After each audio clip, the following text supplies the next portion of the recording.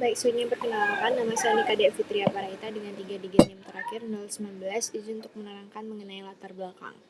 Perlu kita sadari bersama bahwa kebutuhan hospice care meningkat seiring tingginya kasus penyakit kronis dan terminal di Indonesia, baik itu seperti kanker, penyakit jantung, dan stroke. WHO mencatat lebih dari 56,8 juta orang membutuhkan palliative hospice care secara global setiap tahun dan mayoritas berasal dari negara berkembang. Di Indonesia, lebih dari 70% pasien kanker terdiagnosis pada stadium lanjut, tetapi akses hospice care masih sangat terbatas. Indonesia berada pada level 3A menurut WHPCA dan kurang dari 5% pasien yang membutuhkan dapat memperolehnya. Hambatan utama meliputi rendahnya literasi masyarakat, stigma, minimnya tenaga terlatih, dukungan kebijakan yang belum optimal, serta kendala geografis. Kondisi ini menunjukkan perlunya pengembangan sistem hospice care yang lebih baik untuk meningkatkan kualitas hidup pasien terminal. Baik, dari latar belakang tersebut didapatkan rumusan masalah sebagai berikut. Yang pertama, apa saja tantangan utama dalam pengembangan dan penyelenggaraan hospice care di Indonesia termasuk keterbatasan layanan, SDM, pembiayaan, dan literasi masyarakat.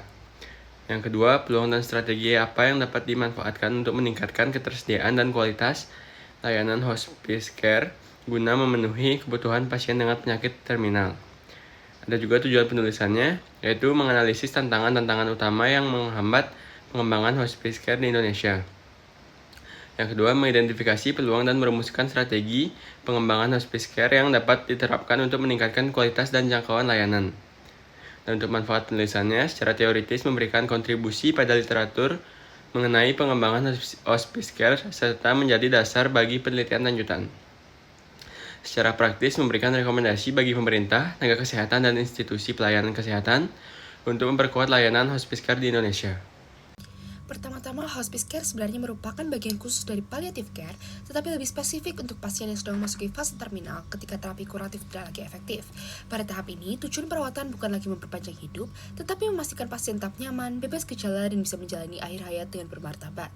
Jadi, yang ditekankan adalah kenyamanan fisik, emosional, dan spiritual. Untuk pembeda pentingnya adalah palliative care bisa diberikan sejak awal perjalanan penyakit dan bisa berjalan bersamaan dengan terapi kuratif. Sedangkan untuk hospice care hanya diberikan pada fase akhir, biasanya ketika prognosis pasien sudah sangat terbatas dan fokusnya murni perawatan suportif. Fungsi hospice care meliputi pengelolaan gejala berat seperti nyeri atau sesak, memberikan dukungan emosional dan spiritual, membantu pasien dan keluarga dalam pengambilan keputusan akhir hayat, serta mendampingi keluarga dalam proses duka setelah pasien meninggal. Kalau kita melihat kondisi di Indonesia, tantangannya cukup besar. Fasilitas hospice formal masih sangat terbatas, sehingga kebanyakan pasien terminal dirawat di rumah dan keluarga menjadi caregiver utama.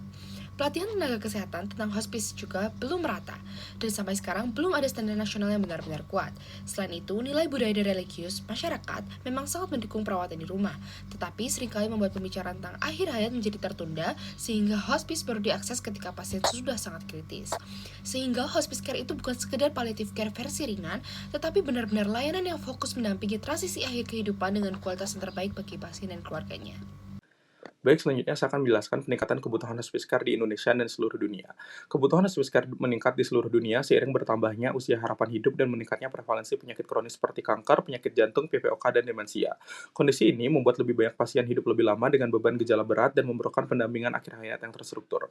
Di Indonesia, tren ini juga terlihat seperti meningkatnya angka penyakit kronis pada lansia dan tingginya proporsi pasien yang sudah memenuhi kriteria paliatif namun belum teridentifikasi dalam layanan rutin. Keluarga sebagai caregiver masih memikul beban yang sangat besar tanpa dukungan memadai, dan tenaga kesehatan masih terbatas dalam pelatihan serta deteksi dini kebutuhan paliatif. Pemerintah Indonesia telah mengambil beberapa langkah penting untuk memperkuat layanan hospice care.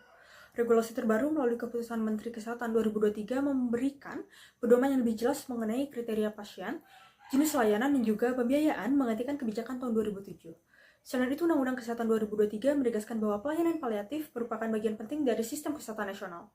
Pemerintah juga memperkuat kapasitas tenaga kesehatan melalui pelatihan serta penyusunan pedoman nasional, program kanker sebagai acuan standar layanan. Upaya meningkatkan akses terus dilakukan melalui layanan berbasis komunitas dan perawatan di rumah, meski masih menghadapi keterbatasan tenaga terlatih dan juga infrastruktur. Kampanye edukasi publik pun ditingkatkan untuk mengurangi stigma dan juga memperluas penerimaan layanan hospice care. Baik, saya izin melanjutkan. Perkenalan, nama saya Gidi Bramhanti Prita Putra dengan 3 NIM 05. Jadi, saya izin melanjutkan untuk hambatan sistemik dan juga akses, di mana integrasi hospice care di Indonesia menghadapi hambatan sistemik dan juga akses yang saling terkait erat, menghambat ketersediaan layanan di luar pusat kota. Secara sistemik, di mana studi yang dilakukan oleh Wilson dan kawan-kawan pada 2024 dan Putranto dan kawan-kawan pada 2017 mengidentifikasi bahwa perawatan paliatif belum terintegrasi ke dalam layanan kesehatan, arus utama akibat rendahnya prioritas kebijakan dan juga pendanaan, kepemimpinan lokal yang lemah, serta defisit infrastruktur dan sumber daya manusia.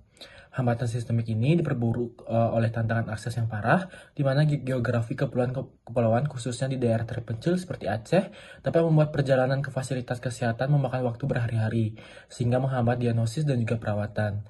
Lebih lanjut, akses di tingkat komunitas sangat terbatas karena layanan paliatif berbasis rumah belum berkembang. Sementara pasien miskin kesulitan mengakses obat-obatan esensial untuk manajemen nyeri seperti opioid yang ketersediaannya dibatasi oleh regulasi ketat dan juga stigma.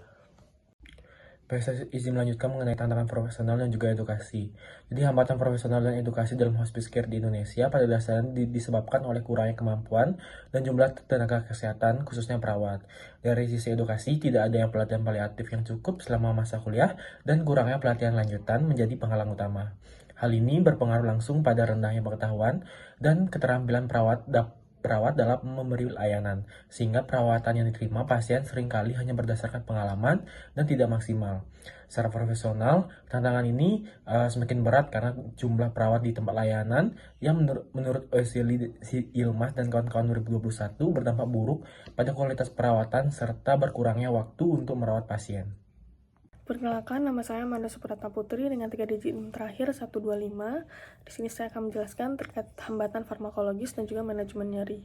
Jadi hambatan farmakologis dalam hospice care itu, yang pertama ada akses obat analgesik kuat seperti morfin masih terbatas karena regulasi yang ketat. Setelah itu yang kedua ada tenaga kesehatan takut meresepkan opioid akibat risiko hukum.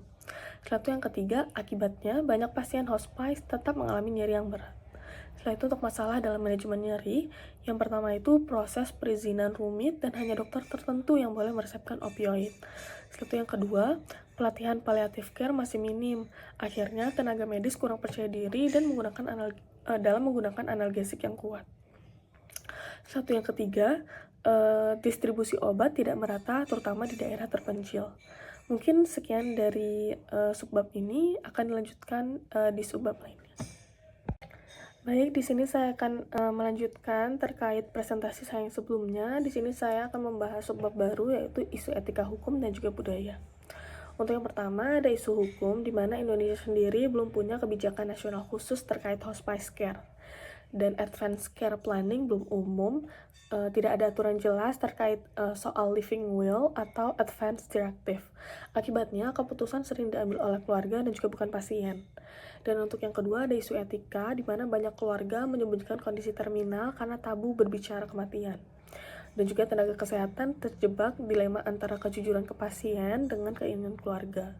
Setelah itu yang terakhir ada isu budaya dan juga agama di mana hospice sering dianggap sebagai menyerah sehingga keluarga enggan memilihnya. Dan juga di beberapa daerah penggunaan opioid sempat diragukan secara agama, tapi akhirnya diperbolehkan untuk mengurangi penderitaan. Setelah itu yang terakhir, nilai dukungan keluarga dan spiritual bisa dijadikan penyemangat apabila dilakukan dengan benar. Mungkin sekian dari saya, akan dilanjutkan oleh rekan saya. Terima kasih. Keluarga di Indonesia sering menjadi penyedia perawatan utama bagi pasien hospice. Intervensi komunitas yang efektif harus menyediakan modul edukasi singkat untuk caregiving atau manajemen nyeri dasar, perawatan luka, komunikasi akhir hayat, dan akses konsultasi tim paliatif secara remote atau kunjungan home base. Untuk menguatkan peran keluarga, diperlukan paket intervensi yang praktis. Yang pertama, itu ada protokol triase sederhana, lalu yang kedua ada materi edukasi yang kultur sensitif, dan yang ketiga, jalur rujukan cepat ke tim paliatif ketika diperlukan. Pengalaman pilot di beberapa rumah sakit atau komunitas menunjukkan bahwa keterlibatan keluarga plus dukungan relawan menurunkan beban layanan rumah sakit dan memperbaiki kualitas hidup pasien. Layanan komunitas bagi masyarakat luas harus meliputi program peningkatan kesadaran atau awareness tentang paliatif dan advanced care planning. pelatihan kader atau relawan, serta keterlibatan tokoh agama atau pemimpin lokal untuk menjawab hambatan budaya terkait akhir hayat. Pendekatan ini efektif meningkatkan penerimaan layanan dan memfasilitasi rujukan dini dari komunitas ke fasilitas kesehatan. Baik, mohon izin untuk melanjutkan. Dokter, perkenalkan saya Dea Rangita Pravina Dewi dengan 3 digit NIM terakhir 161. Izin untuk melanjutkan terkait dengan pengembangan sumber daya manusia atau SDM. Jadi pengembangan sumber daya manusia pada layanan hospice dapat berbasis komunitas atau community based palliative care yang berfokus pada pemberdayaan relawan lokal dan peningkatan kualitas tenaga kesehatan melalui pelatihan. Pengembangan SDM dapat dipelopori oleh sinergi antara pemerintah dan organisasi non-pemerintah atau NGO serta lembaga kesehatan seperti WHO misalnya. Pengembangan SDM difokuskan pada 2 kelompok utama. Pertama, relawan komunitas dilatih untuk bertindak sebagai sumber daya yang menjembatani antara pasien dan profesional perawatan kesehatan. Program pelatihan relawan dapat dilakukan secara terstruktur dan terjadwal maupun secara informal melalui kursus singkat kepada caregiver dan keluarga. Peran relawan mencakup kemampuan mengidentifikasi masalah pasien, memberikan dukungan non-medis, dukungan psikososial dan spiritual, serta memberikan bantuan praktis seperti perawatan fisik dasar, misalnya mandi, perawatan luka, dan lain-lain, membantu pengumpulan obat, dan memastikan kepatuhan medikasi. Sukarelawan juga dapat berperan mengidentifikasi pasien yang belum terjangkau pelayanan paliatif di daerah terpencil atau pedesaan, yang mana mereka dapat melaporkan gejala dan berkoordinasi dengan tim paliatif yang telah menguasai keterampilan dan obat-obatan untuk mengendalikan gejala. Kemudian, peningkatan kualitas tenaga kesehatan dapat melalui program pendidikan formal dengan modul maupun e-learning dan informal. Di India, kurikulum pelatihan yang tersusun atas lebih dari 20 modul menggabungkan perawatan medis, psikologis, dan sosial untuk pasien yang membutuhkan perawatan paliatif. Hal ini mencakup berbagai topik, misalnya seperti prinsip dasar keperawatan paliatif, keterampilan konseling dan komunikasi, keperawatan komunitas dan kerja sama tim, perawatan akhir hidup, proses kedukaan, prinsip pengadaan opioid, perawatan psikososial, spiritual, dan beberapa modul tentang manajemen gejala-gejala dalam perjalanan penyakit paliatif. Dalam pelaksanaan seluruh proses ini, diperlukan adanya dokumentasi pada setiap kasus, sehingga seluruh kasus pada suatu jangka waktu dapat dievaluasi dan didiskusikan bersama seluruh tim paliatif. Di Indonesia, sistem pendidikan dan pelatihan perawatan paliatif merupakan suatu proses yang berkelanjutan, yang mana pelatihan diberikan berbasis kompetensi dengan memperhatikan tingkat pemberi layanan. Langkah aksi dalam mewujudkan program pendidikan tersebut misalnya, menyediakan pelatihan dasar yang berdurasi 20-40 jam untuk penyedia layanan kesehatan pada tingkat primer dan masyarakat, pelatihan tingkat menengah yang berdurasi 60-80 jam untuk dokter dan perawat yang menangani pasien di tingkat sekunder dan tersier, serta pelatihan tingkat lanjut 3-6 bulan untuk tim khusus atau unit perawatan paliatif pada tingkat menengah dan juga tersier. Sekian yang dapat saya sampaikan, selanjutnya akan dilanjutkan oleh rekan saya. Terima kasih. Baik, di sini saya izin untuk melanjutkan terkait dengan reformasi kebijakan dan juga pendanaan. Jadi proses reformasi kebijakan dan pendanaan untuk layanan hospice care sebaiknya dimulai dengan pembentukan kerangka hukum dan kebijakan yang jelas, sehingga menyusun kebijakan dan prosedur terdokumentasi yang mengatur seluruh operasi keseluruhan organisasi, termasuk manual staff dan manajemen serta pedoman keuangan menjadi langkah penting untuk dilakukan. Peran dan tanggung jawab harus terdefinisi dan tertulis secara jelas untuk badan pengelola dan seluruh anggota program. Seluruh proses kegiatan organisasi seperti pembuatan kebijakan, anggaran, rencana strategis, tata kelola relawan, mekanisme tindak lanjut pasien ataupun keluarga pasien itu perlu didokumentasikan sehingga dapat dilakukan penilaian yang berkelanjutan oleh tim interdisiplin yang memiliki kualifikasi yang sesuai.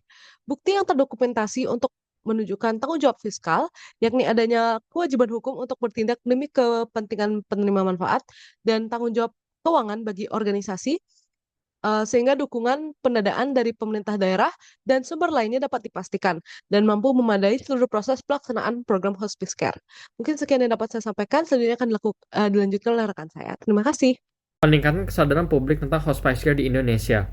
Kesadaran masyarakat terhadap hospice care masih rendah karena pembahasan tentang kematian dianggap tabu, dan banyak keluarga beranggapan bahwa perawatan akhir hayat sepenuhnya merupakan tanggung jawab keluarga. Akibatnya, pasien dengan kondisi terminal sering tidak mendapatkan dukungan yang optimal sesuai kebutuhan fisik, psikologis, dan spiritual mereka.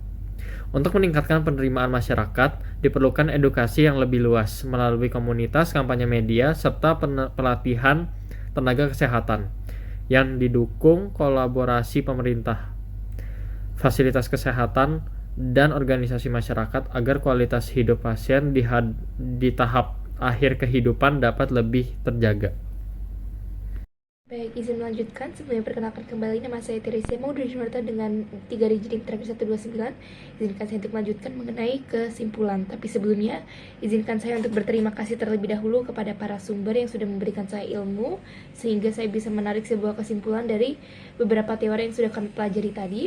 Jadi, hospice care tentunya merupakan salah satu bentuk pelayanan kesehatan yang berfokus pada peningkatan kualitas hidup manusia baik secara psikis, fisik, psikologis, sosial, dan juga spiritual. Dan hospice care sendiri merupakan bagian spesifikasi dari palliative care yang ditujukan untuk pasien dengan kondisi terminal, terutama untuk mereka yang sudah menerima breaking bad news, supaya kualitas hidup mereka dapat ditingkatkan sampai akhir hidup mereka. Pemerintah Indonesia itu sendiri telah melakukan berbagai upaya untuk mengatasi tantangan dalam penyediaan layanan hospice care, namun tentunya peningkatan akses layanan terus diupayakan melalui pengembangan model berbasis masyarakat dan layanan perawatan di rumah. Meskipun tantangan seperti keterbatasan tenaga yang sudah terlatih dan infrastruktur itu dapat dirasakan dalam lapangan itu sendiri. Dan di Indonesia itu sendiri, hambatan profesional dan edukasi dalam hospice care, terutama terkait minimnya jumlah tenaga kerja yang dapat bertugas dalam bagian tersebut, dan hambatan farmakologis dalam hospice care di Indonesia, terutama yang berkaitan dengan sulitnya akses obat, terutama bagi mereka yang tinggal dalam bagian pelosok di Indonesia, dan kompetensi tenaga kesehatan yang masih rendah, serta stigma-stigma terhadap penggunaan obat maupun pelayanan kesehatan lainnya. Hambatan tersebut semakin diperparah oleh minimnya pilihan dan pelatihan palliative care dan juga pain management pada tenaga kesehatan.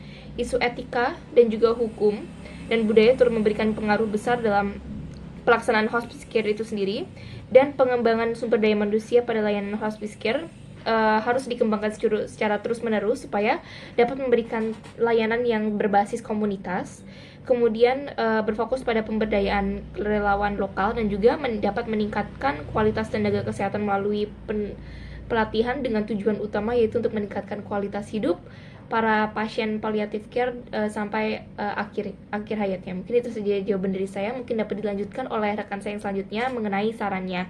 Terima kasih.